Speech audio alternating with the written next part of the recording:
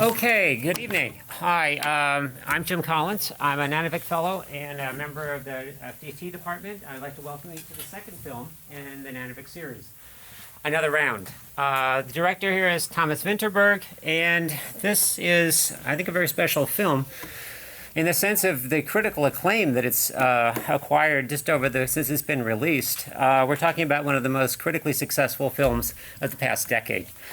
It won the Academy Award for Best International Feature, won the BAFTA Award for Best Film Not in English.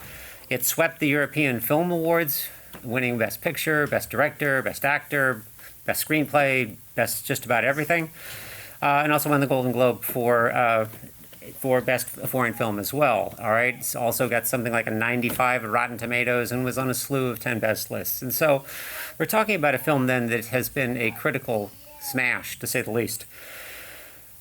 The other thing, though, that's important here, and I want to give you three different kind of points of entry into this film, three different ways of thinking about this and making sense of the film.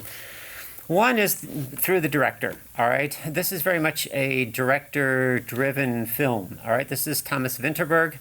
I say that because he has established himself over the course of the past 20 years as one of the premier European film directors. He's in the same rank now as someone like Pedro Almodovar, as someone who everyone awaits anxiously anything that comes next from this director.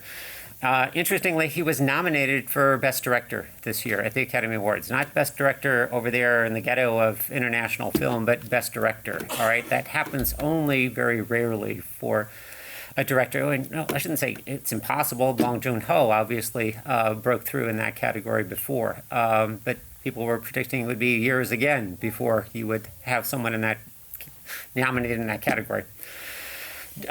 Just very quickly, the one thing you need to know about Vinterberg, which is a kind of point of entry for this film, is that he was one of the original authors of the Dogma Film Manifesto in 1995. And this film that he made, The Celebration, was released in 1998, was one of the first dogma films. All right, now what was a dogma film? Well, it was a manifesto written by Lars von Trier and Thomas Vinterberg that formulated rules about that would enable them to return to a cinema of authenticity.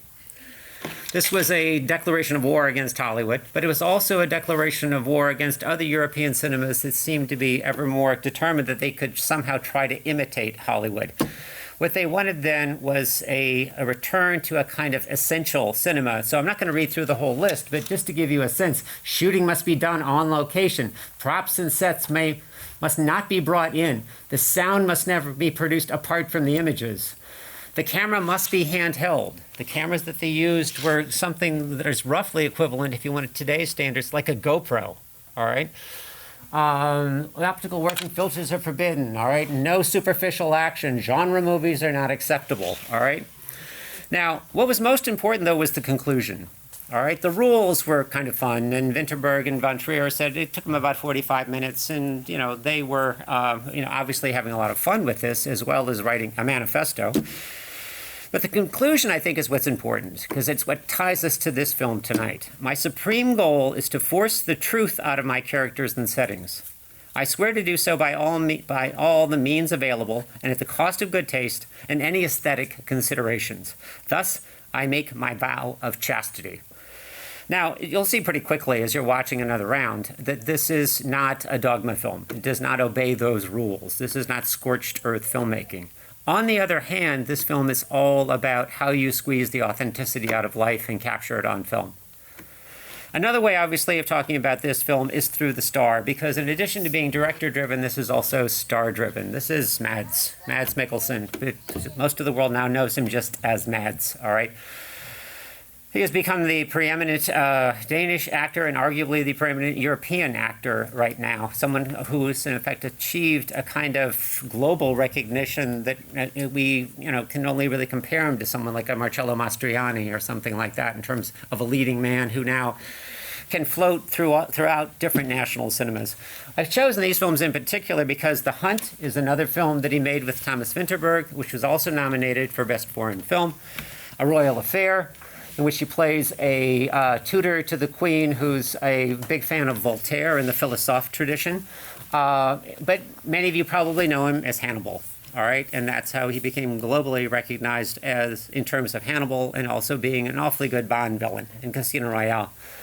He's also, though, been in films like Valhalla Rising, Refn's film, in which he plays a bloodthirsty nationalist Viking after the Wedding, which was unsuccessfully remade as a very sad, really terrible American film. And then most recently, he's now in a film that's in theaters and streaming called Riders of Justice, which is a meta action film, which I can't recommend highly enough. I think it's just absolutely brilliant. And so, well, once again, he's working with primarily Danish actors, but is able to also become somebody who is a kind of global celebrity actor now, and unfortunately, in a lot of English language films, ends up playing the villain. Now, there's another way of coming at this film, all right? And that is in reference to the personal story here. Vinterberg originally wrote this as a play when he was working at the Berg Theater in Vienna.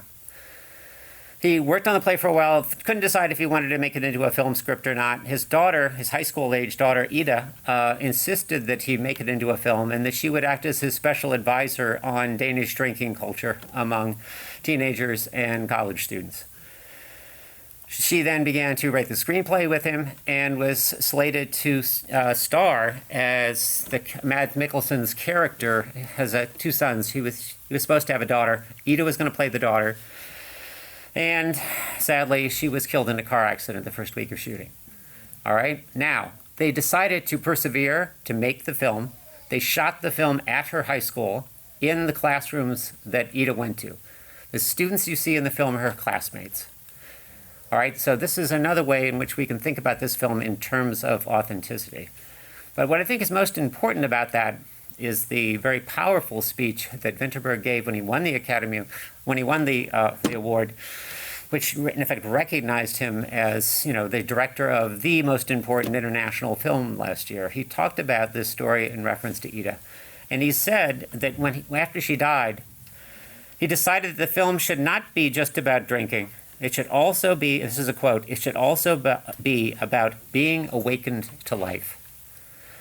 So what I'd like you to be thinking about as you watch this film is, here you have two posters. You have the American poster, in which Mads is having a great time with a bottle of champagne. And then you have the Danish poster, which has got all of the stars and all of the critical acclaim that it's received. But it's a very different picture of the main character. And I think we'll obviously talk about a lot of things in our discussion tonight, but one of the things I'd like to get around to is, at the end of the day, which poster, in effect, captures for you the movie that you're watching tonight? Which does it? I mean, they're both film images drawn from the film, but what is the takeaway from this film? What are we supposed to be thinking about when we drive home tonight? Okay, without further ado, let's get started.